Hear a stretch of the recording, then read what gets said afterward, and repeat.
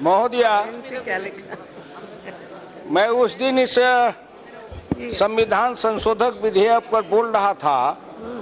कुछ बातें मैं उस दिन सदन के सामने रखी, लेकिन जो बातें मैं उस दिन रखी, उस दिन वो बातें सब आज मैं भूल गया कि क्या मैं उस दिन बोला था। फिर मैं उन बातों को दोहराते हुए नहीं, आज केवल कुछ प्रश्न ऐसे उठते हैं आरक्षण के संबंध में देश में, उन सारे प्रश्नों के बारे में कुछ स्पष्टीकरण मैं देना चाहता हूं। मैं नहीं, डॉक्टर लोहिया ने इन प्रश्नों के बारे में 1962 में जो कुछ कहा था, मैं उन बातों को पहले सदन के सामने रखकर तब आगे बढ़ना चाहूंगा।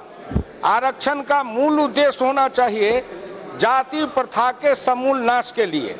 जब तक ये जाति प्रथा रहेगी तब तक इस आरक्षण का द्वंद्व चलता रहेगा, तब तक समाज में जातीय संघर्ष रहेगा, समाज में जातीय विद्वेष रहेगा, जातीय तनाव रहेगा, और जिसके कारण राष्ट्र पीड़ित रहेगा, भारत माता दुखी रहेगी। इसलिए इसको अगर समाप्त करना है, पूरे राष्ट्र को और इस सदन को चिंतन करना चाहिए कि हिंदुस्तान से जाति प्रथा का समूल नाश कर दिया जाए। वह कैसे और क्यों, इस पर चिंतन करना चाहिए। माननीय मुलायम सिंह जी बैठे हुए हैं, मैं उनके सामने पढ़ना चाहता हूं। 23 जून 1962 में नैनीताल में दिया गया निराशा के कर्तव्य और 3 सितंबर 1963 लोकसभा में वाद विवाद पर सामाजिक क्रांति। डॉक्टर लोहिया ने नैनीताल में 23 जून को कहा था, ऐसा कुछ हो सकता है, समाजवादियों को कहा था, ऐसा कुछ हो सकता है कि गद्दी मिल जाने पर एक ऐसा कानून बना सकते हो कि जितने भी सरकारी नौकरी होंगे उनकी नियुक्ति में इस बात का ध्यान रखा जाएगा कि पहले नौकरी उसी को देना है जिसने अंतरजातीय विवाह किया है। अंतरजातीय विवाह का मतलब द्विज में आपस में नहीं, बल्कि द्विज अद्विज में। सबसे बड़ी चीज हमको पकड़ रखनी है, वह है विशेष अवसर बनाम समान अवसर। ये द्वंद्व देश में चलता है, विशेष अवसर बनाम समान अवसर का। एक तरफ लोग कहते हैं समान अवसर, एक तरफ हम कहते हैं विशेष अवसर। समान अवसर का मतलब कब? जब सभी जगह समानता हो, तब पढ़ाई में, लिखाई में, खान पान में, समाज में सब जगह समान स्तर हो। इसके लिए हम लोग कहते थे राजा पुत्र निर्धन संतान सबकी शिक्षा एक समान। अगर बड़े बाप का बेटा गरीब का बेटा एक स्कूल में पढ़े, एक ड्रेस पहने, एक किताब पहने, एक जैसा खाना खाए, एक जैसे बैठे, तो गरीबी अमीरी का भेद मिट जाएगा। कलेक्टर का बेटा और चपरासी का बेटा जिस दिन एक स्कूल में बराबर से पढ़ने लगेगा, उस दिन हिंदुस्तान में सामाजिक क्रांति होगी। क्यों नहीं किया गया इस देश में? क्यों नहीं इस पर ध्यान दिया गया? अब आप कहते हो कि आप इसको सुधारो। मैं कहता हूं साहब, इनको खीर बनाने के लिए दिया गया, इन्होंने 1 किलो चीनी के बदले 1 किलो नमक डाल दी। अब जब खाने लगे तो कहते हैं खीर नमकीन है, तो कहते हैं इसको सुधार लो। अब वो नमकीन खीर को कैसे सुधारे? 1 किलो चीनी देंगे तभी बिगड़ जाए, और नमकीन सिंह खा नहीं सकते हैं। बनाने वाले ये थे। प्रारंभ में आपने खेल को बिगाड़ दिया, और ऐसा बिगाड़ा कि वो संभल नहीं सकता है। सब उपाध्यक्ष महोदय, मैं ये कहना चाहूंगा कि कैसे हम समानता लाएंगे। 2 तरह के लोग हैं, किसी को घर से निकलते ही मिल गई मंजिल, किसी को घर से निकलते ही मिल गई मंजिल, कोई हमारी तरह उम्र भर सफर में रहा। हम तो ऐसे हैं कि कोई माँ के पेट से निकलते ही राजा बन जाता है, माँ के पेट से निकलते ही इस देश में प्रधानमंत्री का स्वप्न देखता है। माँ के पेट से आता है तो उसके मुंह से रोने के बदले आवाज आती है PM PM PM PM PM. और हम जब माँ के पेट से आते हैं तो कहते हैं रोटी रोटी रोटी रोटी। क्या क्या इस देश में समानता की बात करते हो? ये असमानता जब तक मिटेगी नहीं तब तक देश में समानता आएगी नहीं। हर बात को इन्होंने उलझा के रखा। अगर उसी समय पिछड़े वर्ग को आरक्षण दे दिया गया होता, ये कमीशन बना दिया गया होता, तो ये उलझन नहीं रहती। लेकिन इन्होंने हर मामले को उलझा के रखा, और अब हमको कहते हैं सुलझा लो, मोदी जी सुलझा लो। ऐसा इन्होंने उलझाया कि जो सुलझाने का प्रश्न करते हैं तो प्रयत्न करते हैं तो उलझ जाता है। मुमकिन नहीं हालत की गुत्थी सुलझे। जरा गौर से सुनिए, मुमकिन नहीं हालत की गुत्थी सुलझे, अहले दानिश ने बहुत सोच के उलझाया है। आप तो ऐसे उलझा दिए हैं कि हम सुलझाने का क्या प्रयत्न करें, जितना सुलझाते हैं। लेकिन धन्यवाद मैं प्रधानमंत्री नरेंद्र मोदी जी को देना चाहता हूं जो इसको सुलझा रहे हैं। मैं फिर आगे कहूंगा कि डॉक्टर लोहिया ने कहा जो राजनीतिक दल विशेष अवसर के सिद्धांत को लेकर आगे बढ़ेगा वह जोखिम उठाने को तैयार होगा। वह साफ कहेगा योग्य अथवा अयोग्य बहस में हमको नहीं पड़ना है, हमको तो इन दबे हुए लोगों के दबे हुए संस्कार को सुधारने के लिए ऊंची जगह पर बैठाना है। हो सकता है 100 को बैठाएंगे तो उसमें से 60-70 निकम्मे निकलेंगे, लेकिन जो 30 अच्छे निकलेंगे वे समाज में एक इतनी जबरदस्त हलचल पैदा करेंगे, जैसे आटे में खमीर मिलाते हैं वैसे सारे समाज को पुनर्जीवित कर देंगे। तो ऐसा चौतरफा हमला एक साथ करके शायद जात पात को खत्म कर सकते हैं। मैं आपसे पूछना चाहता हूं, ये विशेष अवसर की बात अब कभी कभी कहा जाता है, अगर कोई पिछड़े और दलित समाज के आदिवासी समाज के अफसर बनते हैं तो उनको फट कह दिया जाता है कि आरक्षित कोटे से आए हैं। आरक्षित कोटे से आए हैं तो क्या कलंक है? ये क्यों हम पर यह कलंक लगाया जाता है? हमको अगर पूरा अधिकार मिले, समान अवसर मिले तो हम किसी के बराबरी कर सकते हैं। मैं चुनौती देना चाहता हूं हिंदुस्तान के बड़े लोगों को, तुम स्कूल में हमारे बच्चे के साथ अपने बच्चे को बैठा दो, हमारे बच्चे के जैसे पढ़ने दो, हमारे बच्चे के साथ खेलने दो, और फिर हमसे अगर कंपटीशन करो तो मैं तुमको हर प्रतियोगिता में हरा के रहूंगा, क्योंकि तुम हमारे मुकाबले कम्पीट नहीं कर सकते हो। लेकिन एक घोड़ा साहब, उसको काजू खिलाओ, किशमिश खिलाओ, उसको बादाम खिलाओ, उसको रेस के लिए तैयार करो, और एक घोड़ा को पैर में छान के गली में घास चरने के लिए रख दो और कहते हो दोनों को कंपटीशन कराओ, जो आगे निकलेगा सो निकलेगा।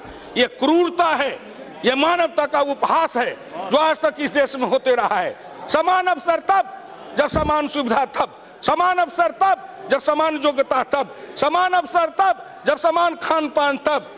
एक बड़े बाप के बेटा स्कूल में पढ़ने जाते हैं, डब्बी ले जाते हैं, omelette, cutlet, chocolate, dry fruits, क्या क्या लेके जाते हैं।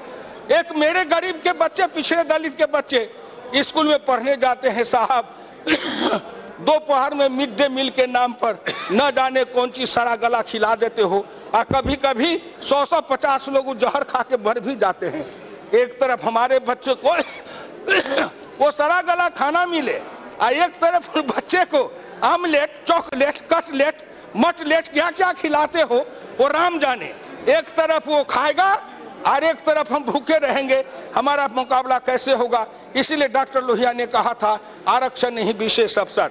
विशेष अवसर का मतलब मैं ऊंची जाति के उन तमाम लोगों को प्रणाम करता हूं जो हिंदुस्तान की सामाजिक क्रांति में आगे होकर लड़ते रहे। मैं जिस समय लड़ रहा था समाजवादी आंदोलन में, उस समय मुझे याद है कि डॉक्टर बैद्यनाथ झा, शिवचंद्र झा आज भी हमारे याद हैं, जिनको अपने समाज के लोगों ने निष्कासित कर दिया था। लेकिन उस सामाजिक क्रांति में पिछड़ा पावे 100 में 60, डॉक्टर लोहिया बांधे गांठ खत्म करता हूं, पिछड़ा पावे 100 में 60। और तब हम पिछड़ा आगरा का क्या माने लगाते थे? जात पर नहीं, ऊंच वर्ग का क्या पहचान, गिट पिट बोले करे न काम, पिछड़े वर्ग का क्या पहचान, करे मेहनत पावे अपमान। ये हम परिभाषा करते थे। इसलिए मैं आपसे प्रार्थना करूंगा, अंत में मैं कहना चाहूंगा, 7 क्रांति 26 जून 1962 नैनीताल, डॉक्टर लोहिया ने कहा था दलित और आदिवासी के लिए तो मैं ऐसा जमाना देखता हूं, जरा गौर से सुनना, 30-40 बरस के बाद बाकी विशेष अवसर देकर उनको ऊंचा दिखाने के बाद इसे खत्म कर देना पड़ेगा। लेकिन विशेष अवसर का मतलब भी समझ लेना चाहिए, क्योंकि कुछ लोग कहते हैं कि विशेष अवसर तो कांग्रेस भी देती है। कांग्रेस कहां विशेष अवसर देती है? उसने तो सिर्फ कागज पर लिख रखा है दलित को 18 सैकड़ा मौके देंगे, और असल में देते हैं 1.5 या आधा या 1 सैकड़ा। जब उनसे पूछा जाता है तो कहते हैं हम क्या करें, हमें योग्य लोग नहीं मिले। जरा गौर करिएगा, योग्य लोग नहीं मिले, योग्य बनने नहीं दिए, और कहते हैं योग्य लोग नहीं मिले। यह दृष्टि का भेद है। फिर आगे गए कि 18 सैकड़ा भी केवल दलित के लिए रखा है और आदिवासी के लिए 5 सैकड़ा और बाकी पिछड़े जातियों के बारे में तो कांग्रेस लिखती ही नहीं है। ये कभी इनके जुबान से पिछड़े वर्ग का नाम नहीं निकला था, इसीलिए ये हमको दबा करके रखे कि पिछड़े वर्ग के लोग आगे निकल जाएंगे। बस 1 मिनट, इसलिए कांग्रेस लिखती ही नहीं, वो अपनी पार्टी को कहते हैं सोशलिस्ट पार्टी। मुलायम सिंह जी आप भी सुनिएगा, सोशलिस्ट पार्टी इन सब के लिए 60 सैकड़ा चाहती है और यह तर्क भी देती है कि चाहे वे लायक हो या नालायक, जैसे भी हो उनको ऊंची जगह पर बैठाओ, क्योंकि जब वे जगहों पर बैठेंगे मौका पाएंगे तो उनके दिमाग के दरवाजे खुलेंगे। इधर 3-4 हजार बरस से उनके दिमाग के दरवाजे बंद हो गए क्योंकि उनको ऊंची जगह पर बैठने का मौका नहीं रहता।